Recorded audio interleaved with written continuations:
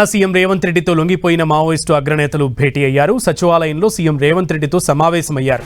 Maoist అగ్రనేతలు దేవ్జీ, రాజురెడ్డి, చంద్రన్న, సుజాతక్క, దామోదర్, నరసింహారెడ్డి ఈ భేటీలో పాల్గొన్నారు. తమ పొలిటికల్ అజెండా మీద సీఎం రేవంత్ రెడ్డితో చర్చిస్తామని వారు తెలిపారు. సమావేశానికి ప్రభుత్వ సలహాదారుడు KK, Telangana DGP Shivadhar Reddy, intelligence chief Vijay Kumar, IG సుమతితో పాటు పలువురు అధికారులు పాల్గొన్నారు. రైట్, ముఖ్యమంత్రి రేవంత్ రెడ్డితో మాజీ మావోయిస్ట్ నేతలు భేటీ అయ్యారు. ఈ భేటీకి సంబంధించి పూర్తి సమాచారం మా ప్రతినిధి కొండల్ని అడిగి తెలుసుకుందాం. కొండల్, మావోయిస్టు అగ్రనేతలు సచివాలయానికి చేరుకున్నారు. Maoist chief Devji alias Tippiri తిరుపతితో పాటు సెంట్రల్ కమిటీ మెంబర్స్ కూడా వచ్చారు. మొత్తం 6 దేవ్జీతో పాటు 5 మొత్తం 6 ఇక్కడికి చేరుకున్నారు. మరి కాసేపట్లో సీఎం రేవంత్ రెడ్డి రాష్ట్ర సచివాలయానికి రాబోతున్నారు. సీఎంతో చర్చించబోతున్నారు. లోపలికి వెళ్లే ముందు తిరుపతి దేవ్జీని మీడియా అడిగిన ప్రశ్నకు, అంటే ఏ ఎజెండా మీద మీరు చర్చించబోతున్నారు, ఏం మాట్లాడబోతున్నారన్న ప్రశ్నకు ఆయన చాలా క్లారిటీగా దేవ్జీ సమాధానం చెప్పారు.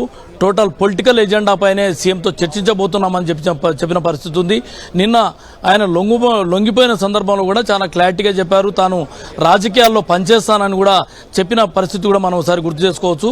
ఈ నేపథ్యంలోనే రాష్ట్రం దేశం వ్యాప్తంగా ఉన్న సామాజిక సమస్యలు ఎన్నుకోండి, రాజకీయంగా ఎలాంటి పరిస్థితులు ఉన్నాయి, వాటన్నింటి పట్ల మావోయిస్టు ఉద్యమం ఇప్పుడు తుపాకీ పక్కన పెట్టి ఇప్పుడు డెమోక్రటిక్ సిస్టంలోకి వచ్చిన పరిస్థితి ఉంది. కాబట్టి ఈ డెమోక్రటిక్ వేలోనే మావోయిస్టు పంతాను ఏ విధంగా ముందుకు తీసుకెళ్లాలన్న యోచనలో మావోయిస్టు అగ్రనేతలు ఉండొచ్చు. దీనికి సంబంధించి కూడా ఈ పొలిటికల్ ఎజెండా అని ప్రధానంగా దేవ్జీ స్పష్టంగా చెప్పిన పరిస్థితి ఉన్న నేపథ్యంలో సీఎంతో ఇప్పుడు చర్చించబోయే ఈ పొలిటికల్ ఎజెండా అన్నది కొంత ఆసక్తికరం మారింది. ఎందుకంటే దేశవ్యాప్తంగా కూడా మావోయిస్టు ఉద్యమం అన్నది దాదాపు 14-15 రాష్ట్రాల్లో విస్తరించిన ఉద్యమం ఇప్పుడు మొత్తానికి క్లోజ్ అవుతున్న పరిస్థితి ఉంది. దేవ్జీ ఏకంగా పార్టీ చీఫ్, మావోయిస్టు చీఫే లొంగిపోయిన పరిస్థితి మనం చూసాం. మరికొంతమంది ఉన్నప్పటికీ కూడా వాళ్ళందరినీ కూడా వేళ్ల మీద లెక్కబెట్టే పరిస్థితి ఉంది.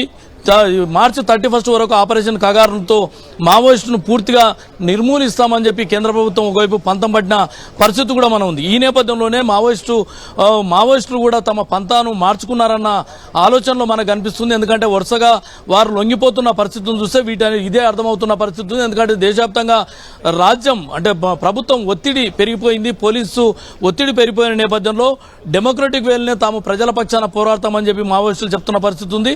ఈ నేపథ్యంలో పొలిటికల్ ఎజెండాను సీఎంతో చర్చిస్తామని చెప్పి దేవ్జీ చాలా స్పష్టంగా చెప్పిన పరిస్థితుల్లో ఆ పొలిటికల్ ఎజెండా ఎలా ఉండబోతుంది, భవిష్యత్తులో మావోయిస్ట్ అగ్రనేతలు అంటే వీళ్ళందరూ కూడా ఈ రోజు మా సచివాలయానికి వచ్చిన వాళ్ళందరూ కూడా తెలంగాణ ప్రాంతానికి సంబంధించిన వ్యక్తులే కావడం అన్నది కూడా మరో విశేషంగా చెప్పుకోవాల్సి ఉంటుంది. వీళ్ళందరూ కూడా దాదాపు 40-50 ఏళ్లుగా పార్టీలో మావోయిస్టు అండర్ గ్రౌండ్ లో పనిచేసిన నాయకులుగా ఉన్నారు. ఏకంగా తిరుపతి, కరీంనగర్, ఉమ్మడి కరీంనగర్ జిల్లాకు సంబంధించిన వ్యక్తి. ఆయన 45 ఏళ్లకు పైగా మావోయిస్టు ఉద్యమంలో ఉన్నారు. అగ్రప్రధాన అగ్రనేతగా ఇప్పుడు పార్టీ చీఫ్ గా ఆయన లొంగిపోయిన పరిస్థితి ఉంది. అంటే ఒక కమిటెడ్ గా తెలంగాణ నుంచి వెళ్లిన నేతలందరూ కూడా సెంట్రల్ కమిటీ మెంబర్లుగా, స్టేట్ కమిటీ కార్యదర్శులుగా, అదేవిధంగా ఏకంగా పార్టీ చీఫ్ గా ఉన్న పరిస్థితి ఉంది. ఈ నేపథ్యంలోనే మావోయిస్టు ఉద్యమానికి ఒక పట్టుకొమ్మగా తెలంగాణ గతంలో ఉన్నది. అయితే ఇప్పుడు ఆ ఉద్యమం నుంచి పక్కకు వచ్చి తుపాకీని పక్కన పెట్టి లొంగిపోవడం జరిగింది. వీళ్ళందరూ కూడా ప్రజల పక్షాన్నే పోరాడతాం, మా ఐడియాలజీని, మా ఆలోచనను ప్రజలకు బాసటగా నిలుస్తామని చెప్పిన పరిస్థితుల నేపథ్యంలో ఈరోజు ఈ మావోయిస్ట్ అగ్రనేతలు దేవ్జీతో పాటు మిగతా 5 మంది అగ్రనేతలు సీఎంతో ఏం చర్చించబోతున్నారు, ఆ ఎజెండా ఎలా ఉండబోతుంది, ప్రభుత్వం దృష్టికి ఎలాంటి సమస్యలు సీఎంతో చర్చలో రాబోతున్నాయన్న మాత్రం కొంత ఆసక్తికరంగా మారింది. బలరాం. ఓకే కొండల్.